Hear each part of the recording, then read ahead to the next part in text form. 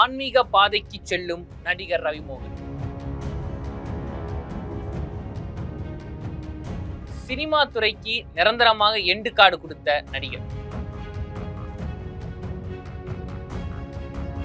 வருத்தத்தில் ரவிமோகன் ரசிகர்கள். நடந்தது என்ன விரிவாக பார்க்கலாமா?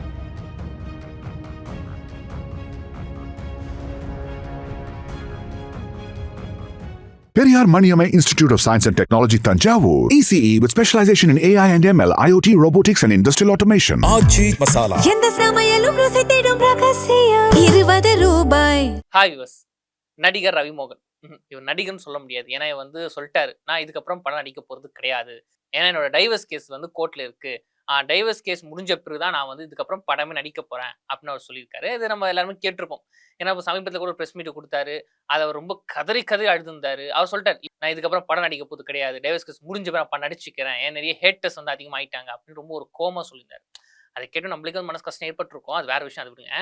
இப்போ ரவிமோகன் அவர்களை பத்தி ஒரு நியூஸ் ஒன்று வந்திருக்கு. என்னன்னா, அவர் சாமியாரா மாற போறாரு அப்படின்னு. என்னடா அது, திடீர்னு சாமியாரா மாற போறாரா, என்ன ஆச்சு? ஏன்னா இப்போ எல்லாரோட வாழ்க்கையிலும் சரி, அதாவது ஒரு குறிப்பிட்ட லெவலுக்கு தாண்டோன்னு வச்சுக்கோங்களேன், எவ்வளவுதான் கஷ்டப்படுறது, எவ்வளவுதான் கேவலப்படுறது, எவ்வளவுதான் துன்பப்படுறது, இப்படி ஒரு பாயிண்ட்டுக்கு அப்புறம் ஒரு லெவல் தாண்டின பிறகு இதுக்கப்புறம் எதுவுமே இல்லப்பா அப்படின்னா எல்லாரும் பண்ற ஒரே விஷயம் சாமியாரா போக்குறது. அப்படிதான் இவரும் சாமியாரா ஆக போறாரா அப்படின்னு சோசியல் மீடியா பேசிட்டு இருக்காங்க. என்னன்னா, இப்ப வந்து அவர் சமீபத்துல மாலை போட்டிருக்கா அப்படின்னு சொல்லி ஒரு போஸ்ட் ஒன்று போட்டிருக்காரு. அது ஐயப்பன் கோயிலுக்கு. எதுக்காக இப்ப திடீர்னு இவர் போட்டிருக்காரு அப்படின்னு பல பேர் கேள்வி கேட்கறாங்க. என்னவா இருக்கும்? பக்தி தான். பக்திக்கு வந்து நேரம் காலம் இதெல்லாம் இருக்கா?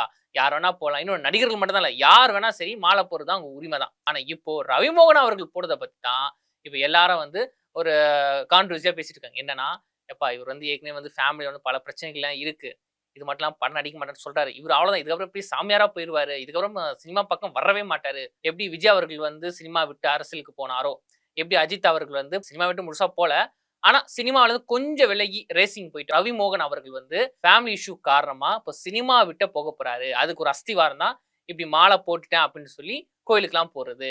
இதுக்கப்புறம் அவர் வந்து நம்ம சினிமால பார்க்கவே முடியாது. ஆனா ரவிமோகன் அவர்கள் ஃபேன்ஸ் சொல்றாங்க, அதான் டைவர்ஸ் கேஸ் முடிஞ்சப்ப வந்துருன்னு சொல்றாங்களாப்பா.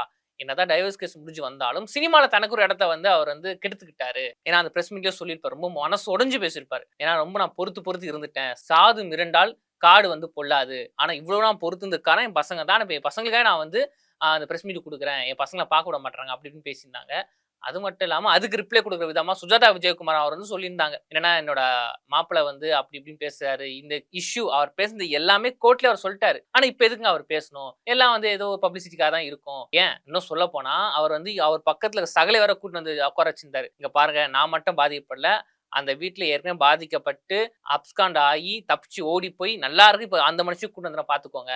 அதுக்கும் அவங்க அத்தை சொல்லியிருக்கேன். என்னன்னா வந்து, அதாவது பிரசாந்த் அவரோட இன்னொரு மாப்பிள்ள, அவருக்கு வந்து டைவர்ஸ் ஆயிடுச்சு. டைவர்ஸ் ஆகி இப்ப திருமணம் வந்து இன்னொரு திருமணம் பண்ணி குழந்தைலாம் இருக்கு. நான் அதை பத்தி பேச விரும்பல அப்படின்னு ஒரு முற்றுப்புள்ளி வச்சிருந்தாங்க. சரி, இதெல்லாம் ஒரு பக்கம் இருக்கட்டுங்க. ஒரு பக்கம் வந்து அவங்க ஃப்ரெண்டு கெனிஷா வந்து ஊரை விட்டு போனது, இன்னொரு பக்கம் வந்து கட்டிட்ட மனைவி வந்து தன்னை நம்பாம வந்து சந்தேகப்படுறது, பெத்த பசங்களை வந்து பார்க்க முடியாம இருக்கிறது, அப்புறம் சொந்தக்காரங்க அக்கம் பக்கம் முக்கியமா அவங்க ஃபேமிலி வந்து அவங்க ஒதுக்குறாங்க அப்படின்னு வந்து சொல்றாங்க.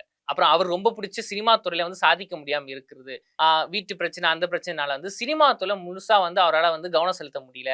இப்படி எல்லா பிரச்சனையும் சேர்ந்தா வந்து இப்போ சினிமா விட்ட போக போறாரு. அதுக்கு வந்து ஒரு ஸ்டார்டிங் ஸ்டேஜ் இந்த மாலை போட்டு கோயிலுக்கு போறது அப்படின்னு சில பேர் சொல்றாங்க. ஆனா என்ன இருந்தாலும் ரவிமுகம் அவர்கள் சொன்னாதான் தெரியும், உண்மையா வந்து மாலை போட்டு கோயிலுக்கு தான் போறாரா இல்ல ஒரே அடியா சாமியாரா ஆக போறாரா அப்படின்னு. Periyar Maniamai Institute of Science and Technology, Tanjavur. ECE with specialization in AI and ML, IoT, robotics and industrial automation. ஆச்சி மசாலா. எந்த சமையலும் ருசி தேடும் ரகசியம்